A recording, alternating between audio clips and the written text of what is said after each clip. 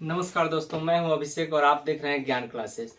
पिछले क्लास में हम लोग भारतीय संविधान का सबसे महत्वपूर्ण टॉपिक जो है भारत का राष्ट्रपति पढ़े थे। आज उसी क्रम में हम आज मौलिक अधिकार को देखेंगे। भारतीय संविधान में मूल संविधान में ही मौलिक अधिकार थे। उस समय मौलिक अधिकार का संख्या कुल संख्या 7 हुआ करता था। तो अगर आपसे कोई पूछे कि भारतीय संविधान के मूल संविधान में मौलिक अधिकार था या नहीं था, तो आप क्या बोलेंगे? था। उस समय इसकी कुल संख्या 7 हुआ करती थी और अभी वर्तमान स्थिति में इसकी संख्या 7 है। इसी 6 को हम गौर से याद करने की कोशिश करेंगे और मैं उम्मीद करूंगा कि ये वीडियो खत्म हो उससे पहले उसके साथ साथ ही आपको याद हो जाए। याद करते हैं। तो पहले कितने थे इसकी संख्या? पहले 7 थी। अब कितने हैं? 6 है। इसी 6 को हम याद करेंगे और वो 7वां कौन था वो भी बताऊंगा मैं आपको। चलिए याद करते हैं। इस क्रम में मैं 2 चार्ट बनाया हूं, एक ये चार्ट है और एक ये चार्ट है। पहले हम इसको याद करने की कोशिश करेंगे। अभी जो अपने भारतीय संविधान में कुल 6 मौलिक अधिकार हैं, वो उनका लिस्ट ऊपर से लेकर नीचे तक ये है। पहला जो अपना मौलिक अधिकार है वह है समानता का अधिकार।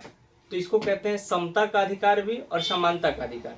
तो समता या समानता का अधिकार भारतीय संविधान के कितने अनुच्छेद में? 14 से लेकर 18 तक अनुच्छेद में आते हैं। ठीक है, 6 मौलिक अधिकार, जिसमें पहला समता या समानता का अधिकार, दूसरा स्वतंत्रता का अधिकार। इसका उल्लेख कितने अनुच्छेद में? 19 से 22 में। समता का अधिकार, दूसरा स्वतंत्रता का अधिकार, तीसरा शोषण के विरुद्ध अधिकार।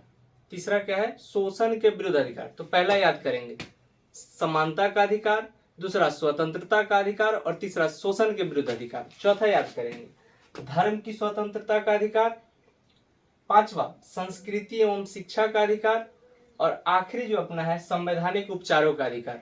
आई होप आपको समझ में आया होगा ये 6 मौलिक अधिकार। इसको क्रम से याद करेंगे। पहले 3 को एक साथ याद करेंगे, समानता का अधिकार, स्वतंत्रता का अधिकार, शोषण के विरुद्ध अधिकार। फिर उसके बाद देन आफ्टर इस 2 को एक साथ याद करेंगे, धर्म की स्वतंत्रता का अधिकार, फिर क्या है संस्कृति एवं शिक्षा का अधिकार और फिर आखिरी में आएंगे संवैधानिक उपचारों का अधिकार।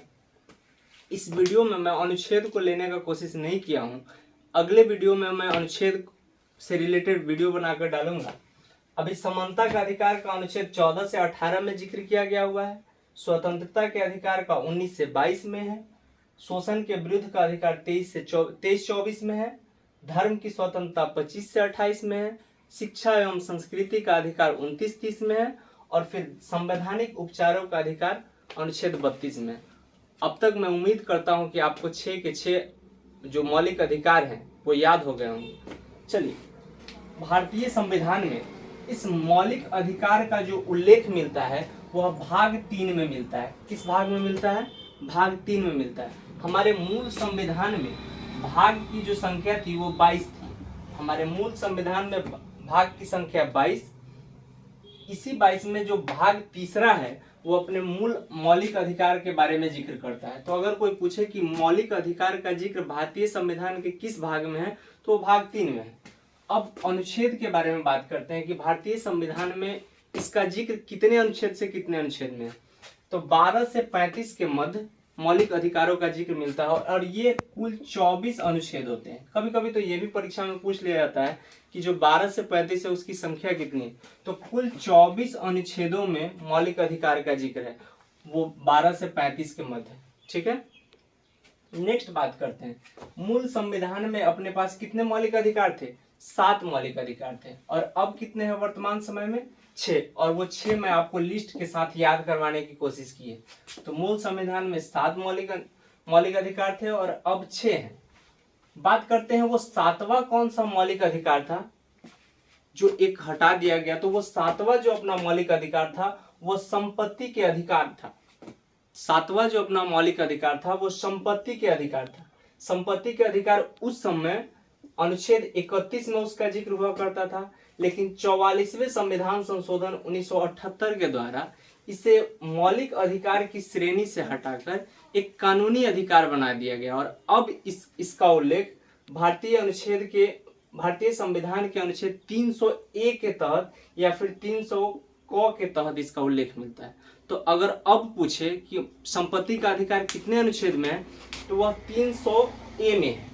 आई बात समझ में? और अगर आपसे कोई पूछे कि संपत्ति का अधिकार मौलिक अधिकार है या कोई और अधिकार है, तो आप बताएंगे ये 1978 से पहले मौलिक अधिकार हुआ करता था, लेकिन अब यह एक कानूनी अधिकार है जिसका जिक्र अनुच्छेद 301 के तहत में, और ये कैमे संविधान संशोधन में हटाया गया, तो 44वें संविधान संशोधन में। ठीक है, अब बात करते हैं इस जो अपना मौलिक अधिकार है इसको संरक्षण कौन प्रदान करता है, कि अगर इससे संबंधित कोई भी समस्या उत्पन्न होती है या इसको संरक्षित कौन करते हैं, तो अपने जो संविधान है उसकी न्यायपालिका इनको संरक्षण प्रदान करती है। न्यायपालिका का क्या मतलब? सुप्रीम कोर्ट और हाई कोर्ट। ठीक है, इनको संरक्षण कौन प्रदान करते हैं? तो सुप्रीम कोर्ट और हाई कोर्ट। नेक्स्ट बात करेंगे संविधान में संशोधन की शक्ति क्या है। हम जानते हैं कि संविधान का संशोधन क्या होता है, मतलब जिस समय अपना मूल संविधान बना था उसमें बहुत सारी ऐसी समस्याएं थी, जैसे जैसे समय बीतता जाता है तो ऐसा प्रतीत होता है कि नए नियम कानूनों का लागू होना आवश्यक हो जाता है, तो संशोधन समय समय पर होता रहा है। तो ये शक्ति किन्हें है? तो यह शक्ति सिर्फ संसद को है। संसद को, संसद मतलब लोकसभा, राज्यसभा और राष्ट्रपति। तो समझ में आया होगा कि संरक्षण कौन प्रदान करते हैं मौलिक अधिकार को? न्यायपालिका। न्यायपालिका में कौन कौन? Supreme court, high court. और इनमें संशोधन की शक्ति किनके पास है? तो संसद के पास है। फिर नेक्स्ट बात करेंगे इन्हें निलंबित करने की शक्ति किसे है। आप जान रहे होंगे, अगर नए विद्यार्थी होंगे तो उन्हें नहीं पता होगा।